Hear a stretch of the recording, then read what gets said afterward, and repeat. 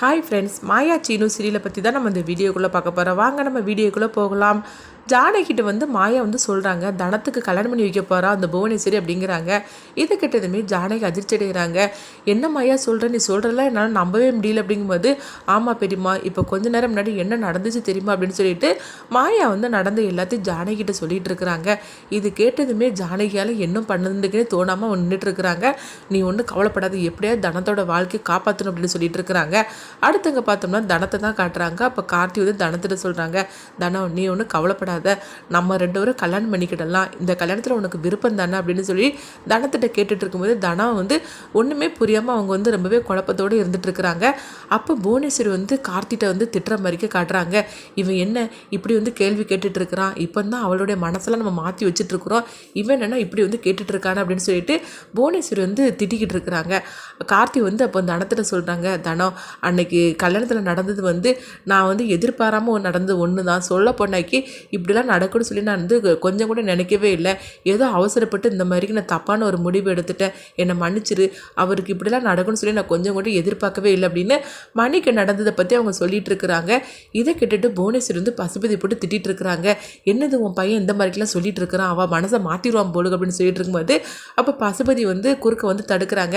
என்ன கார்த்தி, நீ பழசெல்லாம் சொல்லி பேசிகிட்டு இருக்கிற, அப்படிலாம் ஒன்று உன் மேலே தப்பு கிடையாது, சொல்ல பொண்ணாக்கி இது எல்லாத்துக்கான இந்த மாயா தான் அப்படின்னு சொல்லவும் அப்போ தனத்தோட கோவம் மாயா பக்கம் திரும்புது.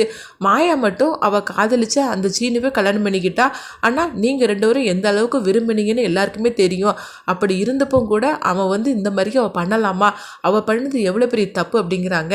அப்போ புவனேஸ்வரி சொல்கிறாங்க, இந்த கதிருக்கு உன் சொத்து பண்ணதான் ஆசை, அதனால தான் தனம் இந்த மாதிரிக்கு உன் கழுத்தில் தாலி கட்டியிருக்கிறான், சொல்ல பொண்ணாக்கி நீ உங்கள் அப்பா அம்மாவுக்கு ஒரே பொண்ணுல, உன் கழுத்தில் தாலி கட்டிட்டாக்கி எல்லா சொத்துமே அவனுக்கு வந்துடும்ல, அதனால தான் மாயாவும் அவனும் சேர்ந்து திட்டம் போட்டு இந்த மாதிரிக்கு உன் வாழ்க்கையை நாசம் பண்ணிட்டாங்க அப்படின்னு சொல்லவும் இதை கிட்டதுமே தனம் அவங்க நினச்சி பார்க்குறாங்க, இவங்க சொல்கிறது எல்லாமே கரெக்டு தான் அப்படிங்கிற மாதிரிக்கு, அதனால நீ கார்த்தியை கல்யாணம் பண்ணிக்கோ, சொல்ல பொண்ணாக்கி நீ உனக்கு நான் ஏற்ற ஜோடி கார்த்தி தான், நீங்கள் ரெண்டு பேரும் தான் ஒன்று சேர்ந்து வாழணும் அப்படிங்கிறாங்க. அப்போ பசுபதி சொல்கிறாங்க, என்னம்மா நம்ம தான் பேசிகிட்டே இருக்கிறோம், அவள் எதுவுமே பேசாமல் இருக்கிற அப்படிங்கும்போது அப்போ புவனேஸ்வரி சொல்கிறாங்க, இப்போ பாருங்க கண்டிப்பாக தனம் நம்ம எடுத்த முடிவு சரின்னு சொல்லுவா அப்படிங்கவும் என்ன சொல்லுவா அப்படின்னு சொல்லி பார்த்துட்டு இருக்கும்போது, தனம் உன் கழுத்தில் கிடக்கிற தாலியை கலட்டிடு, இதுக்கு மேலே எதுக்காக அந்த தாலி உன் கழுத்தில் இருக்கணும், அது உனக்கு தேவையில்லாது, அதை கலட்டிடு, உன் கழுத்தில் அந்த தாலி கிடந்ததுன்னா உனக்கு ஒரு உறுத்தலாகவே இருக்கும் அப்படின்னு சொல்லவும் தனம் உடனே இந்த தாலியை கலட்டுறதுக்காக இருக்கிறாங்க. அப்போ கரெக்டாக கதிர் வந்துருந்தாங்க.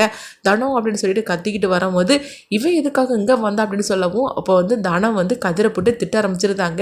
எதுக்குடா வந்த, என் வாழ்க்கையை நாசம் பண்ணினது மட்டும் இல்லாமல் இப்போ எதுக்காக வந்த அப்படிங்கும்போது அப்போ கதிர் சொல்கிறாங்க, இங்கே பாரு தனம், இவங்க சொல்ல பேச்சு கேட்டுட்டு நீ இந்த மாதிரிலாம் பண்ணிட்டு இருக்காத, தப்புக்கு மேலே தப்பு, நான் சொல்கிறத கேளு, வா நம்ம வீட்டுக்கு போயிடலாம் அப்படிங்கவும் தனத்தோட கையை அவங்க பிடிக்கும் போது தனம் தன்னுடைய கையை உதறி விட்டுருந்தாங்க. உடனே பசுபதியும் கார்த்தியும் சேர்ந்து கதிரை போட்டு அடிக்கவும் கதிரும் திரும்ப அடிக்கிறாங்க. ஆனாலும் ஒரு கட்டத்துக்கு மேலே அவங்களால முடியலை. அப்போ பசுபதியும் கார்த்தியும் சேர்ந்து கதிரை ரூமுக்குள்ளே தள்ளி அவங்க கதவை சாத்திடுறாங்க. கதிர் கத்திக்கிட்டே இருக்கிறாங்க, கதவை திறந்து விடுங்க அப்படின்னு சொல்லிக்கிட்டு, ஆனாலும் யாரும் கதவை திறக்கிற மாதிரி இல்லை, தன்னா அவங்க வாழ்க்கையை நாசம் பண்ணிடாது அப்படின்னு கதிர் கத்திக்கிட்டே இருக்கிறாங்க. அடுத்து பார்த்தோம்னா இவங்க ரெண்டு ஒரு கல்யாணத்தை நடத்தி வைக்கிறதுக்காக ரிஜிஸ்டர் ஆஃபீஸிலேருந்து ஆஃபீஸர் வராங்க. உடனே கல்யாணத்துக்கெல்லாம் ரெடி பண்ணி வச்சுட்டிங்களா அப்படிங்கும்போது ஆமாம் எல்லாம் ரெடி பண்ணியாச்சு அப்படிங்கிறாங்க. சரி பொண்ணு மாப்பிள்ளை இவங்க தானே அப்படின்னு கேட்கும்போது ஆமாம் அப்படிங்கிறாங்க. உடனே அவர் பார்க்குறாரு, என்னம்மா இதான் பொண்ணுன்னு சொன்னீங்க, ஏற்கனவே கழுத்தில் தாலி இருக்குது, என்ன சொல்லிட்டு இருக்கிறீங்க அப்படின்னு சொல்லும்போது அப்போ புவனேஸ்வரி சொல்கிறாங்க, ஆமாம் நீங்கள் சொல்கிறது கரெக்டு தான், ஏற்கனவே அவளுக்கு கல்யாணம் நடந்துருச்சு அப்படிங்கிறாங்க. என்னம்மா பேசிகிட்டு இருக்கிறீங்க, கல்யாணம் நடந்த ஒருத்திக்கு இன்னொரு திரும்பவும் கல்யாணம் பண்ணணுமா, இதெல்லாம் சட்டப்படி செல்லாது அப்படிங்கும்போது இல்லை அவங்களுக்கு சொல்ல போனாக்கி ரிஜிஸ்டர்லாம் எதுவும் பண்ணலை, அவளை தாலி தான் கட்டியிருக்கிறான், வேற ஒன்றும் இல்லை, சொல்ல போனாக்கி இவங்க ரெண்டவருக்கு தான் கல்யாணத்துக்கு எல்லாம் ஏற்பாடு பண்ணிச்சுது, ஆனால் ஒருத்தன் குறுக்க இந்த மாதிரிக்கு தாலி கட்டிட்டான், அந்த கல்யாணத்தில் தனத்துக்கு விருப்பமே கிடையாது, நீங்கள் வேணால் கேட்டு பாருங்க அப்படிங்கவோ உடனே அவர் தனத்திட்ட கேட்குறாரு. தனமும் ஆமாம் அப்படிங்கிறாங்க. அதனால தான் இவங்க ரெண்டோருக்கு தான் கல்யாணம் நடக்குதா இருந்தது, அதனால தான் இவங்க ரெண்டோருமே சேர்த்து வைக்கிறோம் அப்படிங்கிறாங்க. நீங்கள் சொல்கிறதெல்லாம் கரெக்டு தான், ஆனால் கல்யாணம் நடந்த ஒரு பொண்ணுக்கு திருப்பி கல்யாணம் பண்ணி வச்சோம்னா தேவையில்லாமல் எனக்கு தான் பிரச்சனையாகும் அப்படிங்கவும் நீங்கள் வந்து எவ்வளோ எதிர்பார்க்குறீங்களோ நாங்கள் அதுக்கு மேலே தாரோம் அப்படிங்கிறாங்க. பணத்துக்கு ஆசைப்பட்டு அவரும் சரி அப்படின்றதாங்க. சரிம்மா பொண்ணோட அப்பா அம்மாலாம் எங்கே அப்படிங்கும்போது பொண்ணோட அப்பா அம்மாலாம் இல்லை அப்படிங்கிறாங்க. அப்படி சொல்லிட்டு இருக்கும்போது ஜானகி வந்துருந்தாங்க. நான் தான் அவளோட அம்மா அப்படிங்கவும் அப்படியே ரொம்ப நல்லதாக போச்சு, நீங்களே வந்து கையெழுத்து போட்டிருக்கு அப்படிங்கும்போது ஆமாம் கையெழுத்து போடுதாண்டா கையெழுத்து, ஏற்கனவே என் பொண்ணுக்கு கல்யாணம் ஆகிடுச்சின்னு தெரிஞ்சும் திரும்ப வந்து கல்யாணம் பண்ணுறதுக்காக எல்லாம் ஏற்பாடு பண்ணிட்டு இருக்கிற உனக்கு என்னென்னா நான் கையெழுத்து போட்டு தரணுமா அப்படிங்கவும் அப்போ மாயா வந்து கண்ணாப்படன்னு திட்ட ஆரம்பிச்சிருந்தாங்க. இவரை சும்மா விடக்கூடாது, சொல்ல பண்ணாக்கி போலீஸில் வந்து கம்ப்ளைண்ட் கொடுத்தோம்னா நீங்களும் தான் உள்ளே சேர்ந்து போகணும் அப்படிங்கவும் உடனே அந்த ஆஃபீஸர் வந்து ஐயோ உங்கள் குடும்ப பிரச்சனைக்கு நீங்கள் என்ன வந்து இழுத்துறாதீங்க, நாங்கள் இருந்து கிளம்புறதம்பா அப்படின்னு சொல்லிட்டு கிளம்பி போயிருந்தாங்க. அடுத்து பார்த்தோம்னா ஜானகி வந்து தனத்தோட கன்னத்தில் வந்து பலார்னு அறைய விடுறாங்க. உனக்கு எவ்வளோ தைரியம் இருந்தால் நீ வந்து அந்த மஞ்சள் கயத்தில் உள்ள மஞ்சள் கூட அங்கே காயலை, அதுக்குள்ளேயும் நீ வந்து என்னென்னா திரும்ப கல்யாணம் பண்ணுறதுக்காக வந்திருக்கிறியா, உனக்கு எவ்வளோ தைரியம் இருக்கு அப்படிங்கும்போது தனம் வந்து அழ ஆரம்பிச்சிருந்தாங்க. அம்மா எனக்கு என்ன முடிவு எடுக்குன்னே தெரியலம்மா, அதனால தான் இந்த மாதிரி ஒரு தப்பான முடிவு எடுத்துட்டேன், சொல்ல பொண்ணாக்கி இங்கே நடக்கிறதெல்லாம் வந்து நல்லதுக்கா கெட்டதுக்கான்னு கூட எனக்கு தெரியல அப்படிங்கும்போது ஆமாண்டி இவங்க பேச்செல்லாம் கேட்டுட்டு வந்துட்டு நீ இந்த மாதிரி பண்ணுவி அப்படிங்கும்போது இல்லைம்மா எனக்கு கல்யாணம் பண்ணி வைப்பாங்கன்னு சொல்லிட்டு நான் கொஞ்சம் கூட எதிர்பார்க்கவே இல்லை, என்னை கூப்பிட்டாங்க அதான் அங்கே வந்தேன், ஆனால் அங்கே வந்ததுக்கு அப்புறமா தான் எனக்கும் கார்த்திக் கல்யாணம் பண்ணி வைக்கிறதா இவங்க ஒரு முடிவு எடுத்தாங்க, அது நல்லதுக்கா கெட்டதுக்கான்னு கூட எனக்கு முடிவெடுக்க தெரியலம்மா, என்ன பண்ணுறதுக்குன்னே தெரியாம தான் நாங்கள் இருந்தேன் அப்படின்னு சொல்லவும் உடனே வந்து புவனேஸ்வரி பக்கத்தில் ஜானகி வராங்க.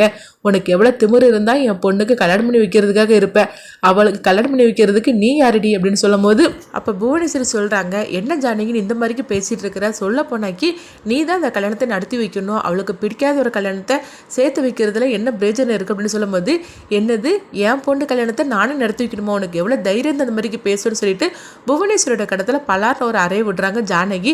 இதை கொஞ்சமே எதிர்பார்க்காத எல்லாருமே அதிர்ச்சி அடைகிறாங்க. அப்போ வந்து கதிர் வந்து அவங்க ரூமுக்குள்ள வந்து கதவு தட்டவும் அப்போ கதிரை வந்து அவங்க ரூமுக்குள்ள அடைச்சி வச்சிருக்கிறது வந்து தெரிஞ்சுட்டு மாயா வந்து கதவு திறந்து விடுறாங்க.